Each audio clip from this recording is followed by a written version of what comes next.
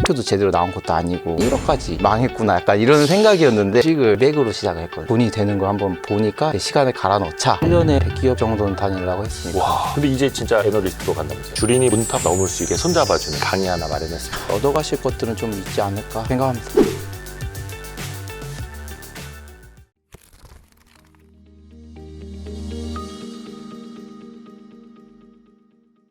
또 이게 숫자 얘기 나와서 말인데, 지난번에도 저희가 그 자동차, 어떻게 보면 이제 로봇 주가 되어가고 있는 자동차 이야기도 했습니다만, 현대차 같은 경우도 거의 이제 60만 원 갔다가 50만 원 깨지기도 했고, 또 변동이 또 커요. 근데 이제 실적 추정치는 로봇을 아직 반영하는 애널리스트는 거의 없는 것 같고, 멀티플 중심으로 올라왔던 거잖아요. 그러니까 이제 큰 그림을 보려면 좀 어떻게 해야 될까, 자동차 같은 경우에는. 결국엔 시장에서 현대차를 바라보는 관점의 변화를 살펴보셔야 되는 거죠. 그러니까 우리가 아무리 현대차가 이렇다 저렇다 얘기해도 그건 큰 의미가 없는 거고요. 테슬라가 한 2, 3년 전에 그랬던 것 같아요.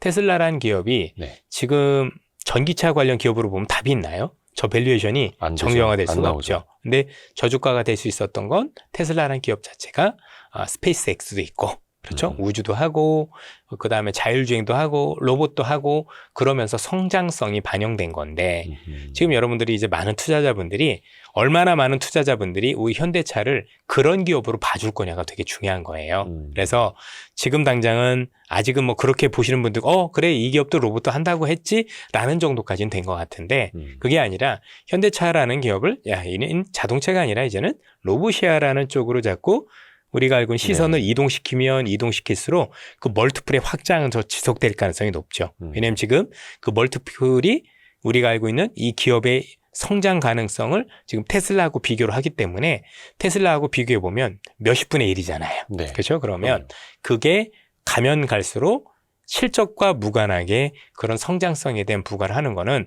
우리의 시선이 얼마나 그 성장성 있는 쪽으로 바뀔 거냐, 그걸 여러분들이 판단하시는 게 지금부터는 되게 중요하다고 생각을 합니다. 그래서 PER 4배, 5배 봤던 회사가 12배까지 갔었고, 네. 지금 이제 좀 조정받은 주가는 PER 10배, 뭐 11배 여기 왔다 갔다 하는 건데, 이건 이제 본인이 이 회사에 대한 로봇, 이걸 이제 얼마만큼 반영을 해 주는가에 따라서 볼 수도 있겠네요.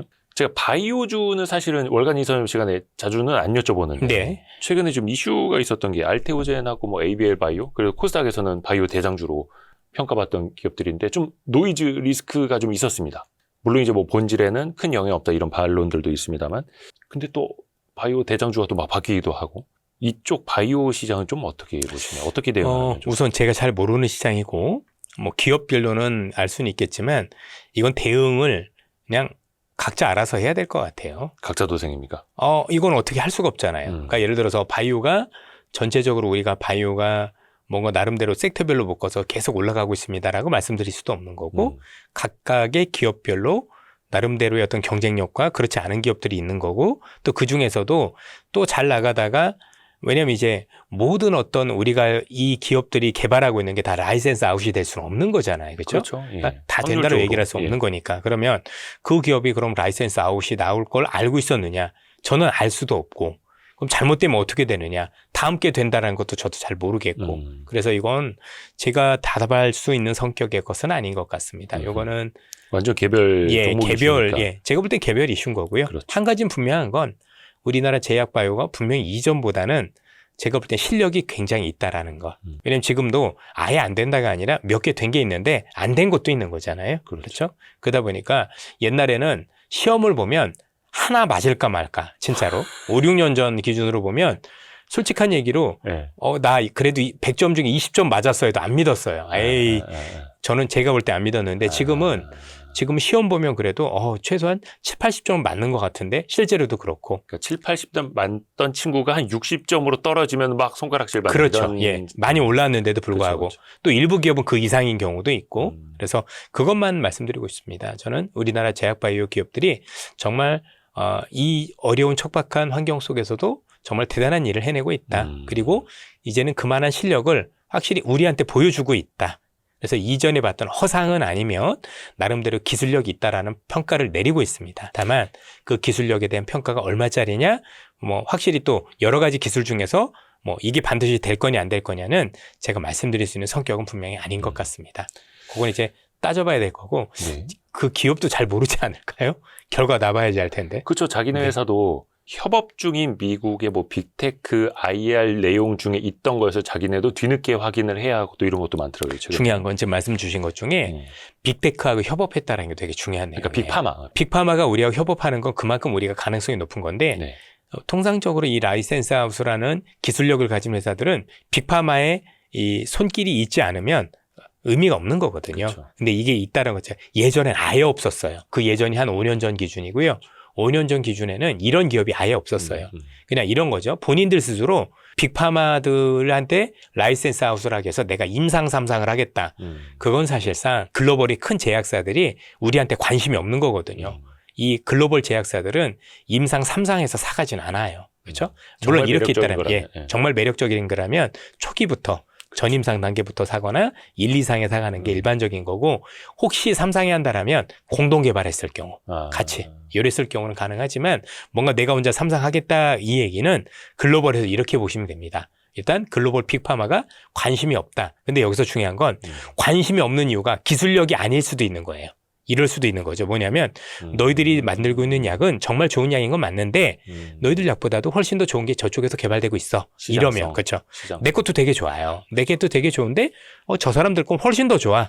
그러면 내게 관심이 없을 수도 있는 거니 뭐 기업들이 얘기할 때 우리는 실력이 있어요 그러면 그게 그럴 수도 있어요. 충분히.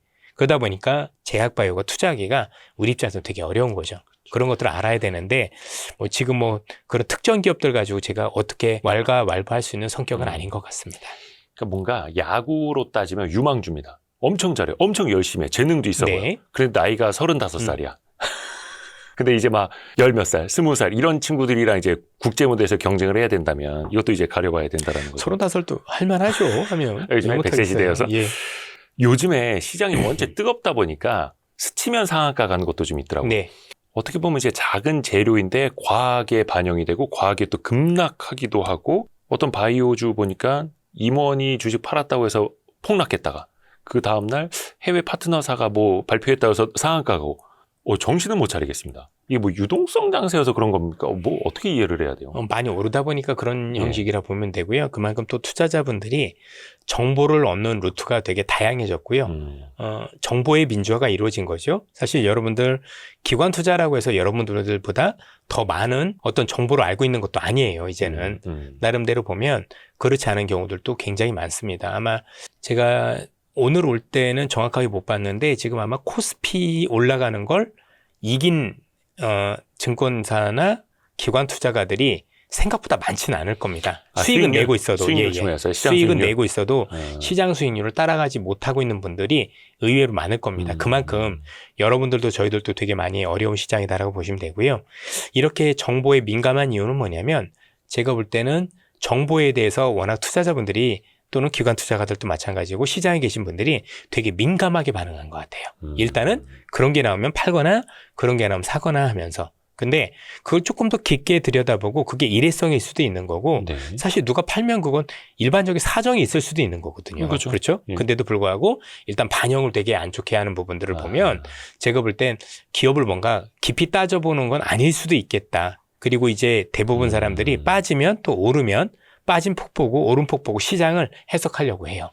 지금 이 시장은 앞으로도 변동이 더 커질 거기 때문에 단순히 오름폭이나 내림폭이나 그런 어떤 폭들 가지고 나름대로 시장을 해석하려고 들면 제가 볼 때 오판할 가능성이 여전히 앞서도 뭐 그쵸 이전에 있었던 애널리스트 분들도 이전에 우리가 알고 있는 상식만 가지고 통계만 가지고는 안 된다고 말씀드렸던 것처럼 개인 투자자분들도 마찬가지일 것 같습니다. 그래서 좀 더 깊이를 하셨으면 좋겠다는 말씀을 거듭 말씀을 드려요. 그러니까 뭔가 오판하기 딱 좋은 장세. 저희들도 빠지기 그래요. 쉬운 장세. 예, 그거 뭐 여러분들만 그런 게 아니라 시장에 있는 분들이라면 누구나도 뭐 비슷한 상황인 거니까 그런 것 같아요. 그래서 더 변동이 커질 수밖에 없는데 중요한 건 어쨌든 기업은 그럼에도 불구하고 제 갈 길을 가더라는 거죠. 그렇죠. 그 변동을 겪고 나서도 결국 그게 더 위로 올라갈까 하면 더 가지 않았나 싶습니다. 그러니까 뭔가 과하게 반응을 하는 거죠. 과하게 오르고 과하게 떨어지기도 하고. 이건 일반적일 것 같아요. 앞으로도 변동성 장세. 많이 올랐으니까. 예.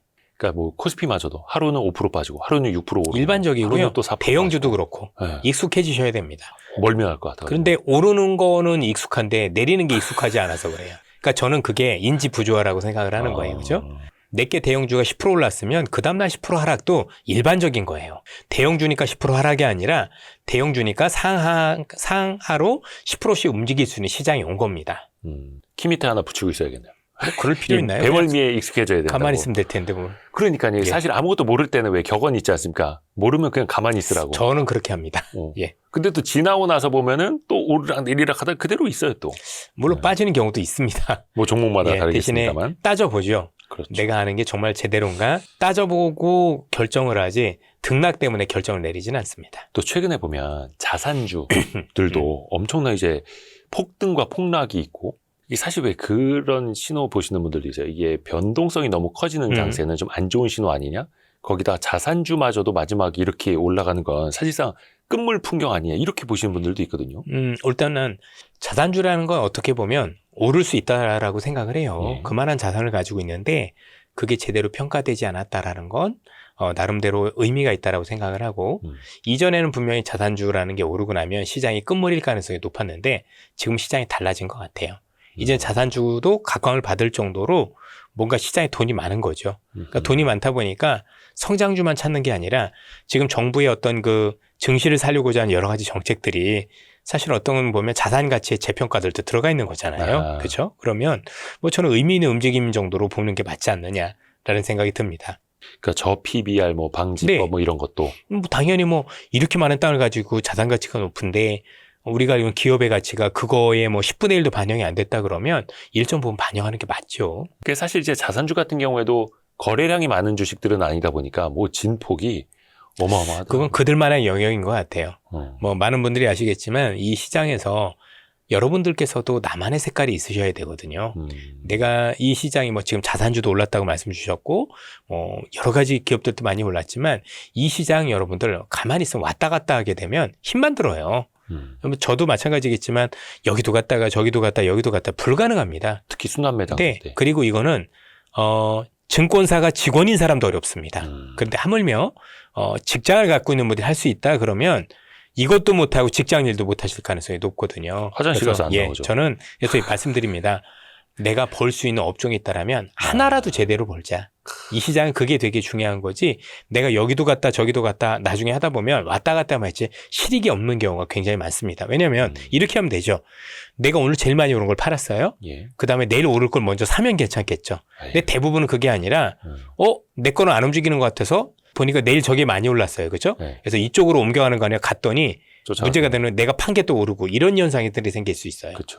지금은 투자자분들께서 제일 주의해야 될 게 엇박자예요. 엇박자. 예, 엇박자. 그건 뭐냐면 스텝이 꼬이는 건데 자꾸 왔다 갔다 하다 보면 그런 일들이 되게 많이 생겨요. 그 다음에 변동에 너무 취약해져서 이 변동을 너무 여러분들이 심각하게 받아들이면 그런 일들이 많이 생겨요.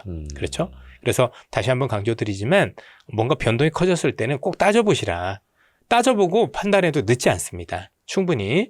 근데 이제 너무 그런 게 있었을 때 즉각적으로 반응을 하고 야 이렇게 많이 올랐는데 이 정도 변동이면 끝난 거 아니야라고 자꾸 두려워하시니까 그런 일들이 생기는 거거든요. 저는 많은 방송 배제도 문제가 있다고 생각을 해요. 너무 너무 자극적이지 많은 않습니까? 정보와 네. 또 이제 소음들 아까 우리 노이즈 물론 얘기를 했습니다만 그분들 방송도 좋은 거 많죠. 뭐 제가 봐도 저도 배울 게 많고 다 좋긴 하지만 이 방송의 속성상 좀 자극적이잖아요. 그렇죠? 그렇죠. 예, 그러면 똑같은 위험이 있다고 하더라도 그 위험을 한 번 듣는 것과 이 방송에서도 위험 그걸 서너 번 듣다 보면 더 그 위험이 더 큰 것처럼 느껴지고요. 좋다라는 것도 마찬가지예요. 좋다라는 것도 좋다 하면 요만큼 좋은 건데 더 이만큼 좋아요. 좋은 것처럼 각각의 사람은 요만큼 좋다라고 얘기를 했지만 그게 합쳐지면 증폭 효과를 나타나게 돼요. 그래서 여러분들이 너무 많이 유튜브를 듣는 것도 꼭 유리한 건 아닐 수도 있어요. 월간 이선님만 들으세요. 월간 이선님. 뭐 그런 건 아니라 뭐 저보다도 잘하신 분들도 많으니까 뭐 네. 듣는 건 되게 좋지만 조금 제가 볼 때는 적당하게 들으시면서 판단하는 게 더 중요하지 그렇죠. 않을까 싶습니다. 예, 이럴 때일수록 너무 많이 듣는 건 제가 볼 때는 오히려 판단에 도움이 아니라 오히려 오판할 수 있는 그러니까. 소지를 남길 가능성이 높다라고 생각이 듭니다. 그래서 월간 이선님 시간이 인기가 제일 많은 겁니다. 아예 그렇진 않습니다. 예. 그렇습니다. 예, 또 겸손하셔가지고. 그러니까 진짜 엇박자, 옷판, 이 변동성 장세에서 사실 어려워요. 이것만 피해 나가도 그 이분하게 예. 갈 수 있는 건데